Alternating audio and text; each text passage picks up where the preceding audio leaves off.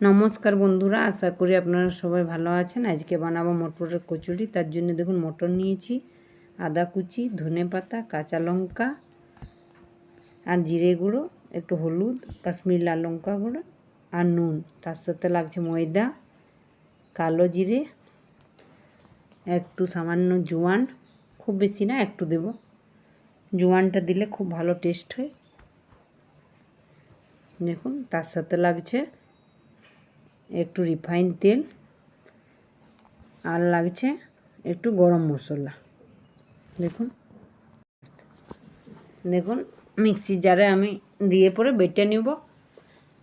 মটরটা দিয়ে দিয়েছি, ধনে পাতাটা দিয়ে দিলাম, আদা কুচিটা আর লঙ্কাটা দিয়ে দেবো। যে যেমন ঝাল খায় সেরকম দেবেন।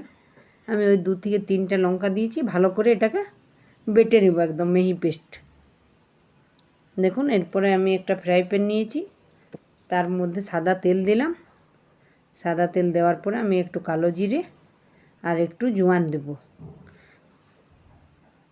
দেখুন জোয়ানটা দেওয়ার পরে ভালো একটা গন্ধ বেরিয়েছে। আমি একটা হিং দিলাম, একটু হিং দিলে কচুরির স্বাদ খুব ভালো হয়। হিংটা দিয়ে দিয়েছি। এরপরে আমি এর মধ্যে একটু হলুদ গুঁড়ো, একটু স্বাদ অনুসারে নুন আর একটু কাশ্মীরি লাল লঙ্কা গুঁড়ো আর একটু হালকা জিরে গুঁড়ো দিলাম। তারপরে আমি ওই মটরটা যেটা বেটে রেখেছিলাম সেটা এর মধ্যে দিয়ে দিয়েছি। দিয়ে দেওয়ার পরে হালকা যে জলটা ছিল ওটাও দিয়ে দিলাম। দিয়ে দেওয়ার পরে ভালো করে মিডিয়াম আঁচ করে আমি ভেজে নেব। এমন শুকনো শুকনো করে ভেজে নেব একটু। দেখুন কি সুন্দর রঙটা লাগছে। আমি এটা পুর ভরবো না, এটা ডাইরেক্ট মেখে পরে বানাবো এই কচুরিটা। দেখুন এটা জলটা শুকিয়ে গেছে। এরপর নামিয়ে নেব আর ঠান্ডা হতে দেব।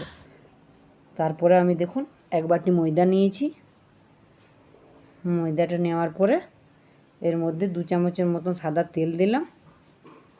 সাদা তেলটা দিয়ে দিয়েছি। দেখুন দেওয়ার পরে স্বাদ অনুসারে নুনটা দিয়েছি।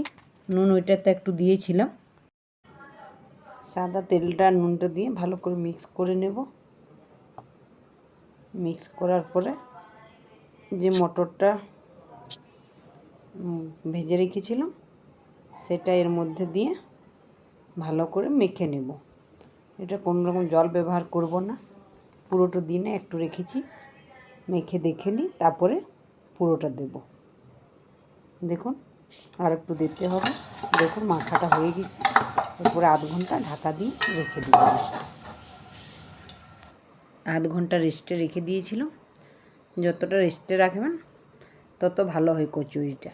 তারপরে হালকা সাদা তেল দিয়ে বেলে নেব। খুব বেশি পাতলাও বেলবো না আর খুব বেশি মোটাও বেলবো না, মিডিয়াম করে বেলে নেব। আপনারা চাইলে কালো জিরা জোয়ানটা আটার মধ্যেও দিতে পারেন। দেখুন বেলাটা হয়ে গিয়েছে। দেখুন তেলটা আমি চাপিয়ে দিয়েছি, ভালো করে গরম করে নিয়েছি। ভালো করে গরম না করলে কচুরিগুলো ফুলবে না। দেখুন একদিকটা হয়ে গিয়েছে। দেখুন ফুলতে শুরু হয়ে গেছে। এরকম করে বানালে খুবই তাড়াতাড়ি হয়ে যায়। দেখুন ভাজাটা হয়ে গেছে।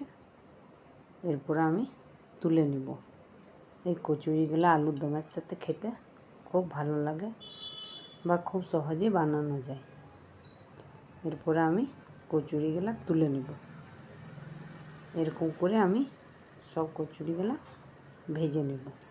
যদি আমার কচুরি বানাবার পদ্ধতিটা আপনাদের ভালো লাগে তো একটা লাইক করবেন, সাবস্ক্রাইব করবেন আর পুরো ভিডিওটা দেখার অনুরোধ রইল। আমার ভিডিওটা দেখার জন্য আপনাদেরকে অনেক অনেক ধন্যবাদ। ভালো থাকবেন, সুস্থ থাকবেন। আবার অন্য ভিডিও নিয়ে খুব তাড়াতাড়ি চলে আসবো।